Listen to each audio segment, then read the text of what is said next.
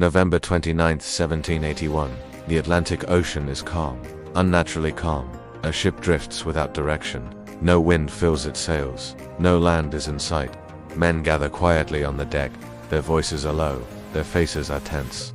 Fear hangs in the air. Beneath their feet, hundreds of people are trapped, chained together in darkness, crushed into suffocating spaces, dehydrated, diseased, barely alive. A decision is about to be made. A decision driven by profit. A decision that will change history forever. Before we continue, subscribe to this channel for real history, the kind that is uncomfortable, disturbing, and absolutely necessary to remember. What you are about to hear is not fiction, not rumor, and not exaggeration. This is a fully documented historical event that exposed the darkest logic of the slave trade. This is the true story of the British slave ship known as the Zong in the 18th century. The transatlantic slave trade was one of the most profitable industries in the world.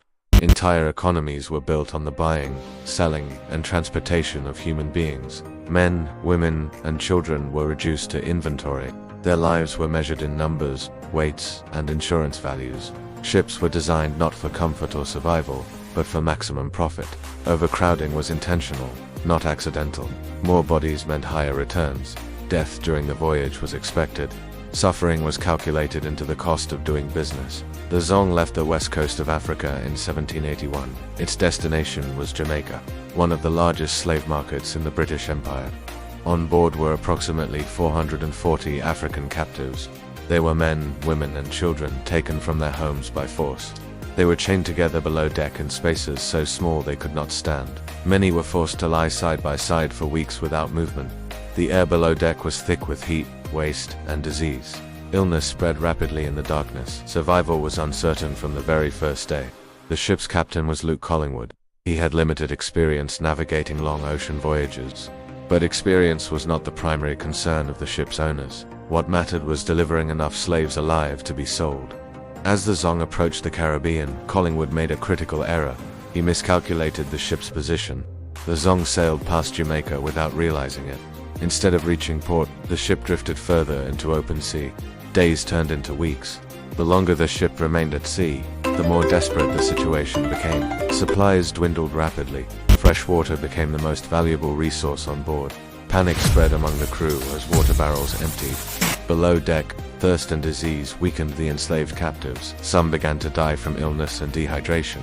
But these deaths created a problem, not a moral problem, but a financial one. Under maritime insurance law, slaves who died of natural causes were not insured. The owners would receive no compensation for illness or disease. However, slaves thrown overboard were classified as lost cargo. Lost cargo could be claimed through insurance. This legal distinction would seal the fate of over 100 people. On November 29, 1781, the crew gathered for a meeting. They did not discuss mercy or morality. They discussed losses, profit, and insurance reimbursement. A horrifying calculation was made. The weakest enslaved captives would be sacrificed, not to save the ship, but to protect the financial claim. On the first day, 54 people were dragged from the hold. Many were still bound in chains. Their screams echoed across the deck. They begged for mercy in languages the crew refused to understand. One by one, they were pushed into the Atlantic Ocean. The water closed over them within seconds. Over the following days, the killings continued. 42 more people were thrown overboard.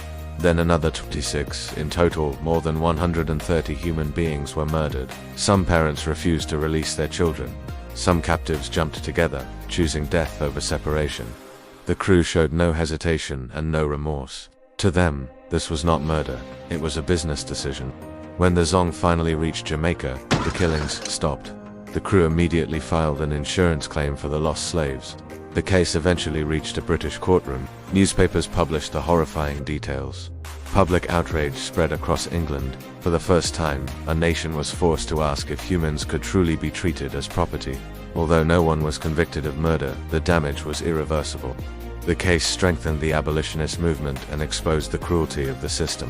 The Zong became proof of what happens when profit replaces humanity, and history was changed because the truth could no longer be ignored.